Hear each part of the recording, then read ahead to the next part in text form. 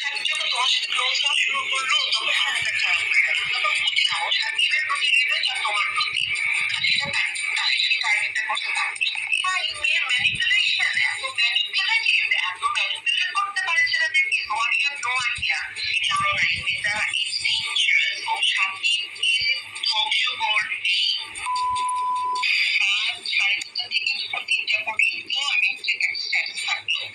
তারপর যখন তাপস সাথে আমার দাদি আমরা সবাই বসার পরে তাপস বললো, এখন তুমি যদি এটা না দাও তাহলে এটা যাই হোক।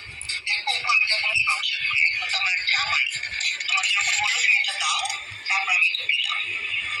আর এতক্ষণ যে জিনিসটা ছিল হ্যাকার এতক্ষণ রেখে দিচ্ছে না। আমার বললো যে হ্যাকারে শুধু স্ট্যাটাসটা হ্যাক হয়ে গেল।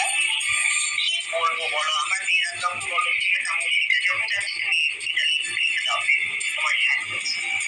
আমি অসুস্থ হয়ে গেছি, বিশ্বাস করো। ওই মেয়ের বিচার কি করবে আমি জানি না। আল্লাহ ওর বিচার আল্লাহ করবে।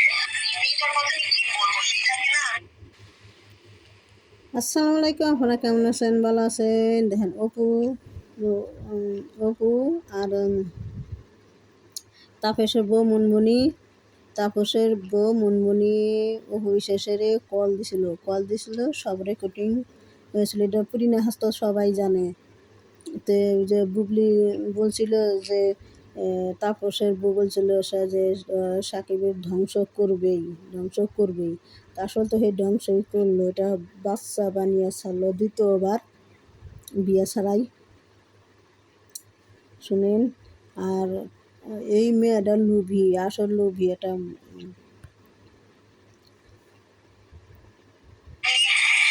সবাইকে না আমি ভালো মনে করি, জানো, সবাইকে আমি ভালোবাসি, সবাইকে ভালো মনে করি, সবার ভিতরে পজিটিভ এনার্জি খুঁজে পাই। আমার মতো মেয়ে ফেসবুকে লিখে তুমি বোঝো নাই, আমার মাথা তো ঠিক নাই।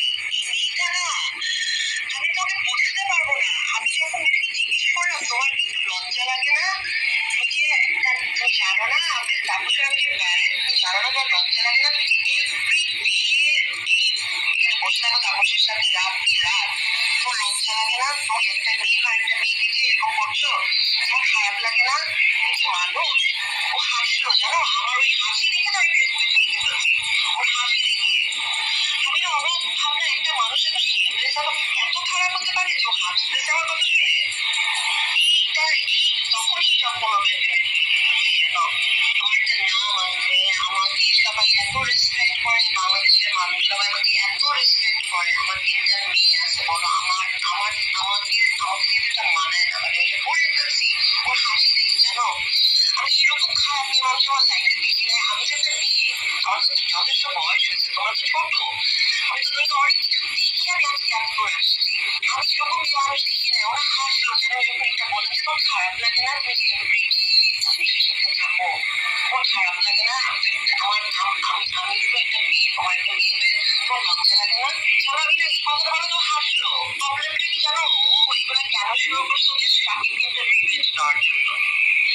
শাকিব তোমার প্রতি ওর, আমি তো প্রথম প্রথম তো আমি বুঝি না এই ঘটনাটা। প্রথম প্রথম তো আমি তোর সাথে বসছি, প্রথম প্রথম তো আমি তোর সাথে কথা বলতাম, আমি বুঝি না যে এরকম ঘটনা ঘটতে পারে। ও ওর ইন্টেনশনই হচ্ছে ও যখন শাকিব যখন তোমার সাথে ক্লোজ হওয়া শুরু করলো তখন মাথাটা খারাপ হয়ে গেল। তখন বুঝলাম ও শাকিবের প্রতি রিভেঞ্জ আর তোমার প্রতি।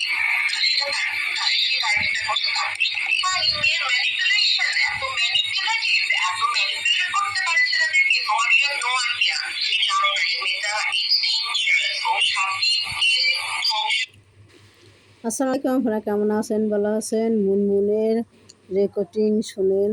মানে যে কল করছিল উপবিশ্বাসের কাছে, মানে মুনমুন দুঃখের ঠেলায় কষ্টের ঠেলায় উপবিশ্বাসের হাতে কথা কইছে। বুবলি এটা চরিত্র খারাপ মেয়ে, অন্যের সংসার ভাঙ্গার চরিত্র।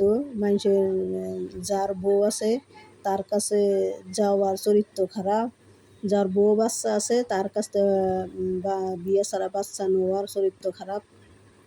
বুবলির এই চরিত্র খারাপ। মানুষের টাকার লোভী, মানুষের স্বামী কাইরে নেওয়ার লোভী, অর্থ সম্পত্তির লোভী। বুবলি অনেক পারফেক্ট।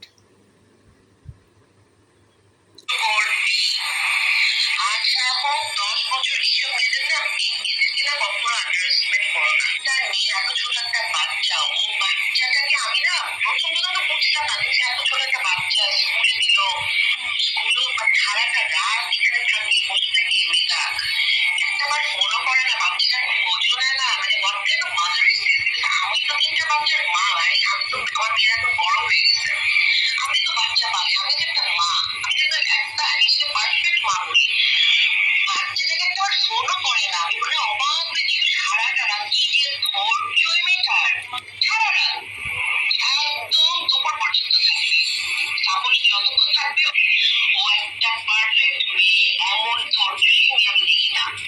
সে যে ঢুকে গান বাংলায় 8টা 9টার সময়, সে সকালবেলায়, আমি যখন তোমার বাচ্চাকে স্কুলে নাও না, তখন আমি তখন যাই না অফিসে, আমি যাওয়াই ছেড়ে দিই। সে সকালবেলায় বাচ্চাকে স্কুলে নিতে ডাইরেক্ট গান বাংলা থেকে যায়। তারপরে তোমার আর যখন বাচ্চার স্কুল থাকে না, সে দুপুর পর্যন্ত থাকে। জানো, আমি না নিতে না, আমি আর না পেরে আমি পাস আউট করছি, জানো। তো কোনো পুরুষ মানুষ পারবে না ফেলতে। আমি কি জানি, আমি জানি না, আমি বুঝতে পারবো না সেটা কি ধরনের মেয়ে মানুষ, আমি বুঝতে পারবো না কি কি কি ধরনের মেয়ে মানুষ, আমি জানি না।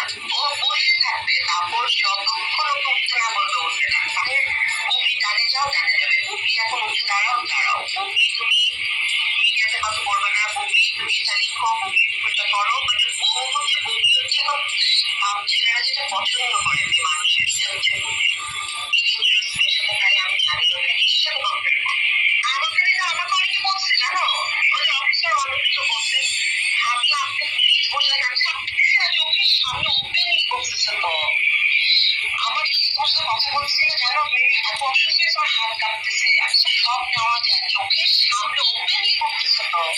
আমি একা ছাড়বো না, আমার চোখের সামনে তো মেয়েটা করতেছে, এটা তো ওপেন, মেয়েটা এত লজ্জা, মানে আমি জানি না এটা কোনো মেয়ে ক্যাটাগরিতে ফেলবো না, কত ভিন্ডিকটিভ, কত ডেঞ্জারাস। আমি বলতে করতে পারি ছেলেদেরকে, তোমার ইউ নো আইডিয়া, তুমি জানো না এই মেয়েটা ইজ ডেঞ্জারাস, ও সাকিবকে ধ্বংস করবে।